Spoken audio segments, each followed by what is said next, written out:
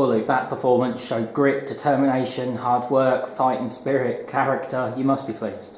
Yeah, I've got to be honest, I thought the start was fantastic. I felt that we come out the blocks and probably for the first time this season where we've plugged away. We got our just rewards with Jamal Fyfield's header. We come off the gas slightly once we scored the goal.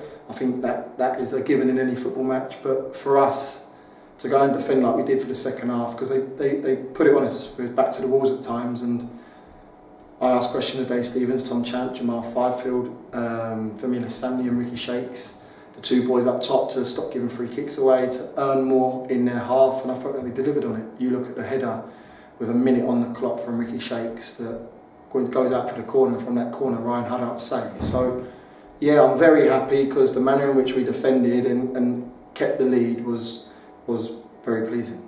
You called on the lads to defend Leeds better after the Braintree game, and this was a perfect reaction to that, wasn't it? I went in at half time and a member of staff said well done, and I lost my head, I've got to be honest, because after 45 minutes you don't get a well done in football because it's 90-95 minutes. So it probably sent me over the edge slightly. My half-time tea talk was a little bit more ruthless as opposed to probably where I needed it to be, but it had the desired effect, and maybe I need to do that more, because you look at the Gateshead game, they had a spell 10-15 minutes in the second half.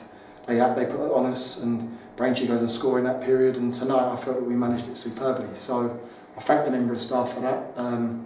But the boys, I never question their work rate, I never question their endeavour, what they put on in terms of their performance, and for me tonight, they got their just rewards.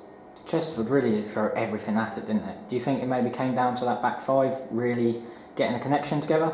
Yeah, then our clearances, and the boys, I look at Josh Romero that won fouls in their half, I look at Justin Shabu that pinned people down and ran in their corners, so it's a team effort. As much as the boys were heading it out and shelling it 60 yards away from our goal, the other two that was trying to chase lost causes were very pleasing. Sorba obviously first half was very lively, died slightly towards the end, but in terms of, you say defending the back line, I think you defend as a group. You read my programme notes tonight, I think you have to defend as a whole group, and for me they did that, and they got their rewards. So go and beat Chesterfield 1-0, who they're on a run of five unbeaten, 5 losses on the board prior to coming to us. They're hurting. They're a side that made 3 or 4 changes tonight, and he changed his shape at half time, which tells us where we were at in the game. I felt we dominated the midfield battle in terms of Mark Ricketts, Kieran Murray and Andrew Balanta, and he changed his shape to try and marry up with them 3. So there's loads of little bits that I'll dissect and go through, and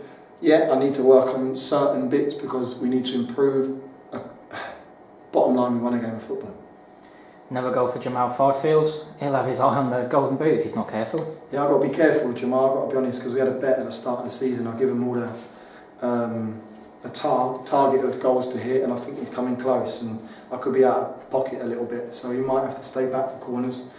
But yeah, he goes there with an agenda, he goes there with an intent. I think our set plays, that's 2 now in 2 games, and we've changed it slightly, we've tweaked it slightly, and for me it's worked because we've gone and got 2 goals on the board. To go and have an average of 15 corners a game and to not register a goal is very frustrating, but in the last 2 we've scored 2, and Jamal's been on the end of them, and I think that he deserves them goals because his performances have been fantastic.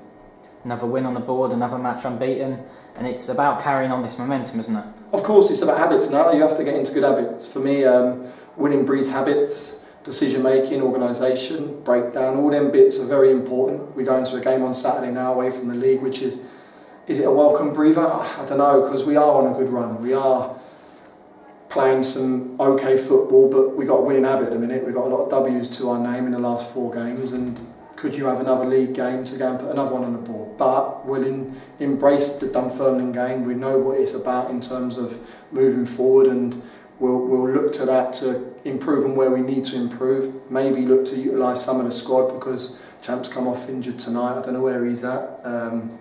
Joshua Ramirez carrying a slight knock on his knee, and I've got to have a good conversation with the medical department to see where we're at as a whole, because for me we can't be putting bodies on the line just so early at this stage.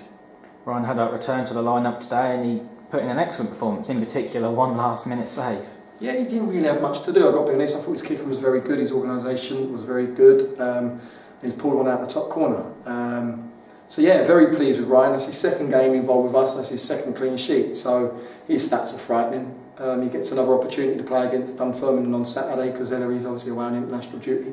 But I've got two very good goalkeepers there, two very, very good goalkeepers that I think will play at any level, any team at this level. And for me to have the pair of them fighting for that #1 spot can only breed for me positivity, because he knows that if he don't deliver, Ellery's going in, and if Ellery don't deliver, Ryan's going in. So you look at Manny Parry sitting on the bench at the minute. Manny played 46 games for Dover last year, scored 7 goals, and currently champ Dave Stevens and Jamal keeping him out. But given an opportunity like he did tonight, he went and done it for the cause. He's an absolute pleasure to work with. Love the kid. He brings an energy and a focus to the dressing room, and we have a squad now that I'm comfortable with. We need to get a couple out, like I said on Saturday, we need to get a couple in and rejig a few things, but yeah, we've done okay to late, but never too high, never too low.